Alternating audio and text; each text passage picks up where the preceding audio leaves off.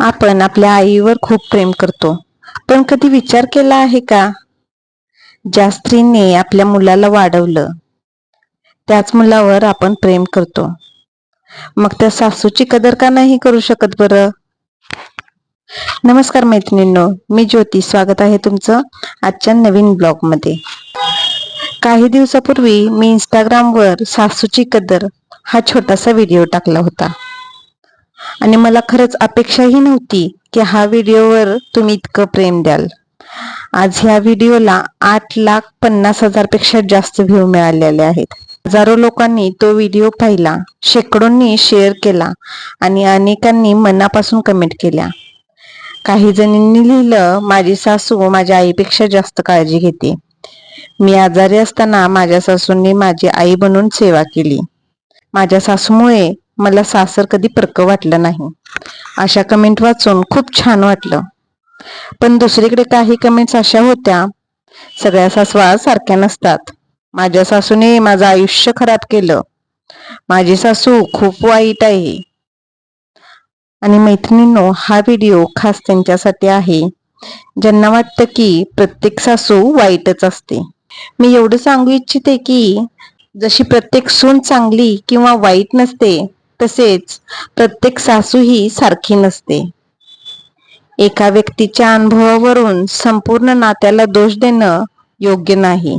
हो, काही घरांमध्ये समस्या असतात, काही ठिकाणी सासू सुनेचं पटत नाही, काहींना खूप वाईटही अनुभव आलेले आहेत.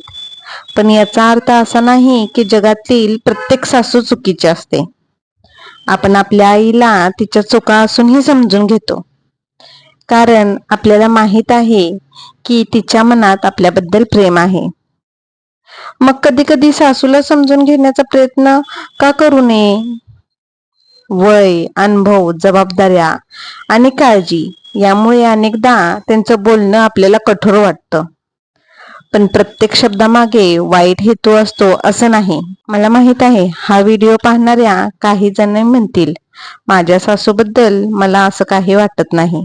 आणि तेही ठीक आहे, कारण प्रत्येकाचं आयुष्य वेगळं असतं. पण ज्यांच्या आयुष्यात चांगली सासू आहे, ज्या सासू आपल्या सुनेला मुलीसारखं जपतात, ज्या सासू नातवंडासाठी रात्रभर जागतात, ज्या सासू घरासाठी स्वतःच्या इच्छा बाजूला ठेवतात, त्यांच्यासाठी कृतज्ञता व्यक्त करायला हवी. कारण आपण अनेकदा त्यांच्या केलेल्या गोष्टी गृहीत धरतो. आईने आपल्याला जन्म दिला, पण सासूने आपल्याला एक सुंदर संसार दिला, तिच्या मुलावर प्रेम करण्याची संधी दिली. म्हणूनच सासू फक्त नात्याने सासू नसते, ती घराचा आधारस्तंभ असते. अनेक वेळा सासू सुनेसाठी स्वतःच्या इच्छा बाजूला ठेवते.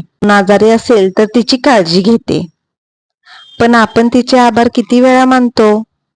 एक धन्यवाद सुद्धा कधी कधी तिच्या चेहऱ्यावर हसू आणू शकतं. सासूची कदर करणे म्हणजे स्वतःला कमी समजणे नाही, तर नात्याला मान देणे. प्रत्येक घरात मतभेद होतात. आई मुलीत होतात, बहीण भावात होतात, मग सासू सुनेत झाले तर त्यात काय आश्चर्य? महत्वाचं असतं ते नातं टिकणं. आज जर तुमची सासू तुमच्या प्रत्येक कामात मदत करत असेल, तुमच्या मुलांवर प्रेम करत असेल, तुमच्या आनंदासाठी प्रयत्न करत असेल, तर तिचं कृतज्ञता व्यक्त करा. कारण वेळ गेल्यावर अनेक गोष्टी परत मिळत नाहीत. घरात प्रेम असेल, आदर असेल, तर घर स्वर्गासारखं वाटतं आणि त्या स्वर्गाला जपण्यात सासूचाही मोठा वाटा असतो.